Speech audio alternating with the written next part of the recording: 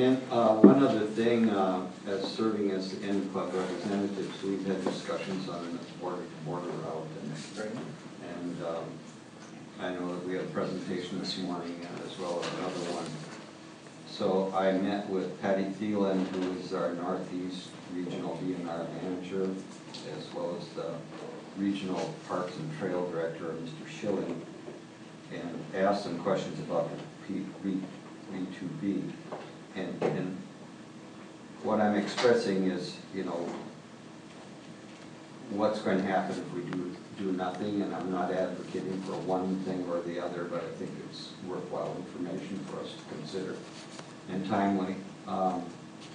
So if we take no action, then this will go through the B2B route as it is, and there's a new map that's going through Cook County that's, I think, they're still reviewing some things, and some things have to happen with whether or not what is the extensiveness of environmental review. And so until that decision's made, this is still, you know, still there's some work that the DNR needs to do. So I guess at some point in time, I would suggest we have some kind of discussion. It could be a committee of the whole down the line saying, okay, do we want to do anything about this, or do we just let it go? And we could make a resolution like 3 counties have that we don't want it in our county and request it be removed, or we can just let it go. But what I'm just asking you to consider is whether we should even go that route and discuss it as far as a possible resolution in the future. So what I think, just to summarize that, at some point have a discussion on whether or not we should even bring this up at a board meeting. And then if whatever that decision is made, then either we let it go or have a board discussion. Would that be feasible, or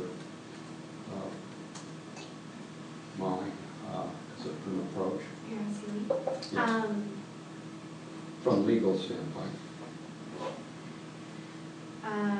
Madam Chair and Commissioner Bershheim, I don't know if I can answer that question. It doesn't seem to me to be a legal question right now. I mean, we don't have in front of us a request for permission to cross the lands. We don't have a request to fund the signage.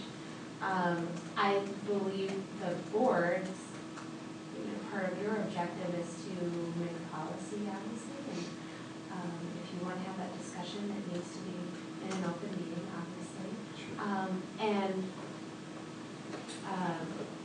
One question I would have is, when is the environmental review expected to be complete? That would seem to me to be relevant information for the board to consider before they make a decision. And I think as far as the process, maybe that's the timing, is that the DNR would need to come to the county to seek permission for signage. One caveat that was discussed in my meeting with them, I met with them for about an hour and a half, just because I had a lot of questions, and I work with Patty Thielen monthly, and more than monthly sometimes on committees I know,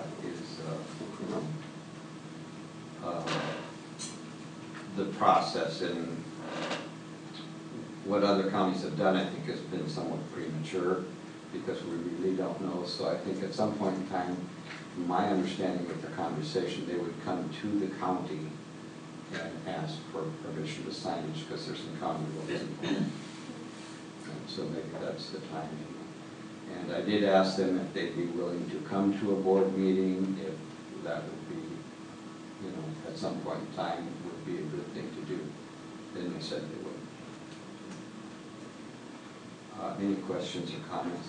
I'd appreciate them. I should do it. So, one of the border-to-border roads, the current draft affects a lot of my district, and I have citizens contacting me, so I have an email from Kristen Foster from this morning at 8:18 a.m. This is the most current update for you, and she is still waiting for Andrew to return to work from the DNR. That is our contact for the border-to-border route. And and she had it on the agenda for your public safety and transportation meeting, but he was not available to attend. So she is still waiting for a response, and it will come to you two on that committee that you sit on, which Okay, is the good, process.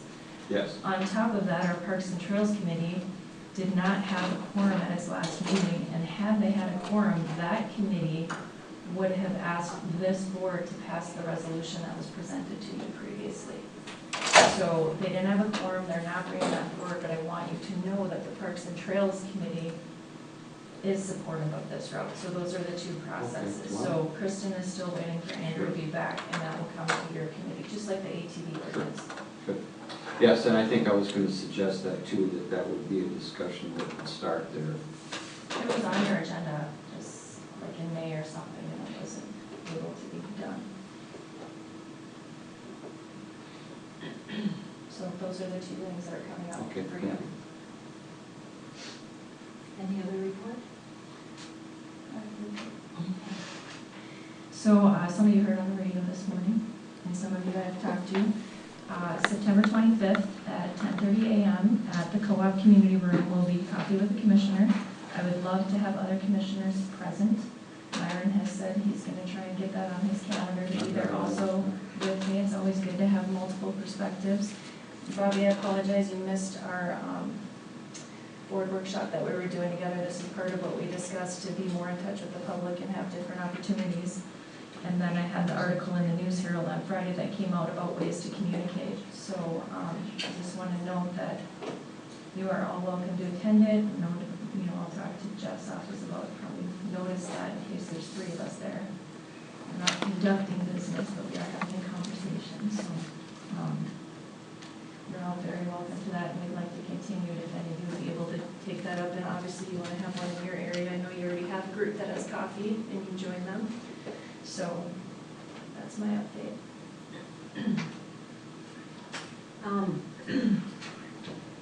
2 weeks ago, seemed like it was yesterday, but 2 weeks ago, I'm on the University of Minnesota Extension Committee.